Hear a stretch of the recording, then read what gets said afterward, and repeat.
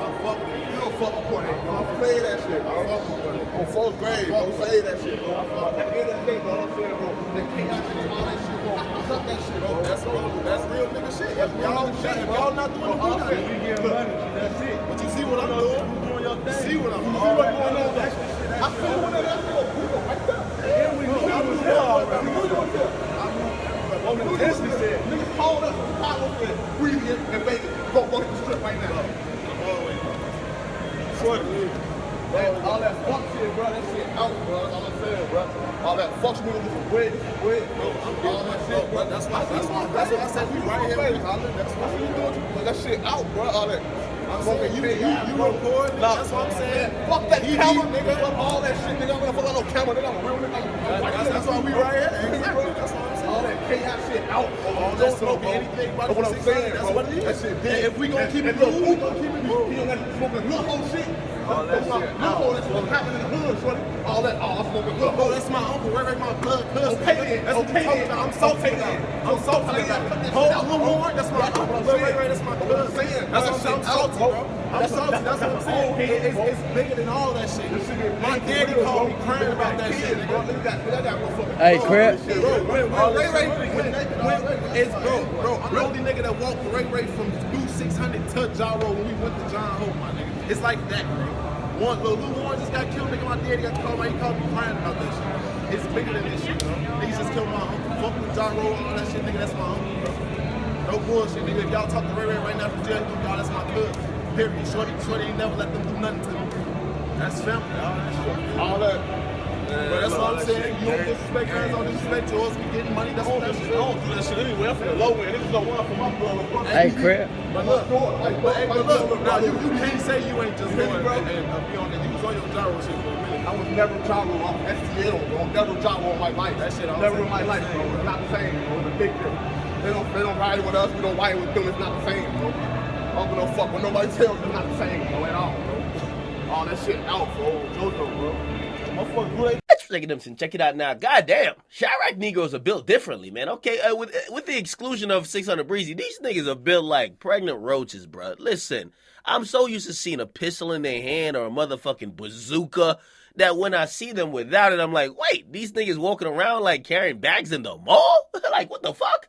Now, I miss the days when the Chiraq Savages, the extent of their travels used to be 5 blocks, okay? If you beefing with them and you live further than 5 blocks, you'll never see them, okay? Only way they could go is where their motherfucking J's could bring them to and where the bus route goes, okay? But now these guys are going all over the place, man. These niggas are going to different states. I see the Savages saying they're cooling in Miami, cooling in L.A. These niggas are motherfucking traveling.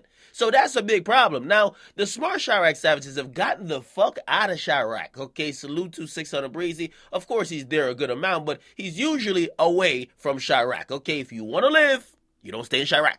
Now, when you in Nevada, you in a mall in Nevada, the last person you hope to run into, I would imagine, is one of them dusty Negroes that you used to be beefing with when you were in the trenches in Chiraq. Okay, so in 600 Breezy, you know what I mean, he just came from the store. I mean, actually, what type of bag he got? I got to find out where do Savages shop at. But he looked like he was just walking around the mall. Probably just got like one of them little pretzel joints from the Auntie Anna's or whatever. And basically, he runs into 2 other Chiraq Savages. He runs into Billionaire Black and King Yella. Okay, now, here's the problem between them.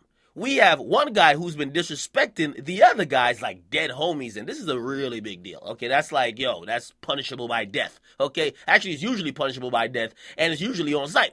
However, you can imagine, you're about like, I want to say 1,500 miles from home. I'm imagining nobody has a pistol on them. I'm also imagining that y'all realize you're at a fucking mall, right? And I'm also realizing that, yo, listen, man, after you motherfucking are walking through the mall, if you could go from just 0 to 100, it'd be a special rare thing, okay? Now, not that these niggas would not be able to do it, but instead of just fighting, instead of just shooting, they had a conversation.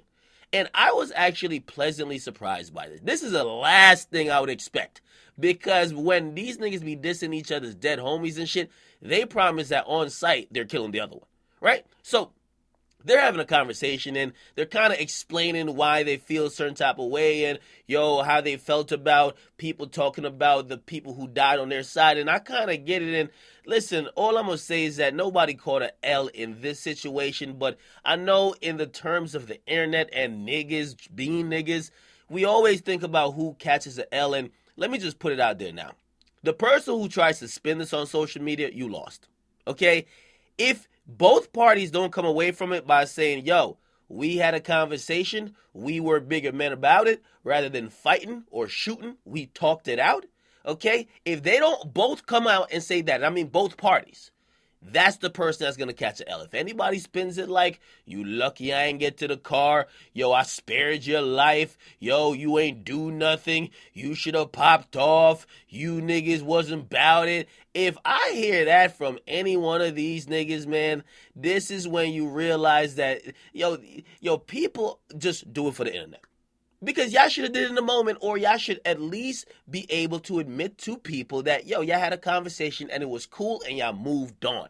Okay? Are you doing it for the internet? Or are you doing it because you really have problems? Or when you were there and you did not fight or whatever the case is, are you okay with that? And you could just move on. We'll see who's really doing it for the quote-unquote fans. All right? I don't want to hear none of y'all say I was going to do something. Just say you had a conversation. And for me, that's very important, and that's the biggest step of it all. That's where all this violence in Chiraq comes from.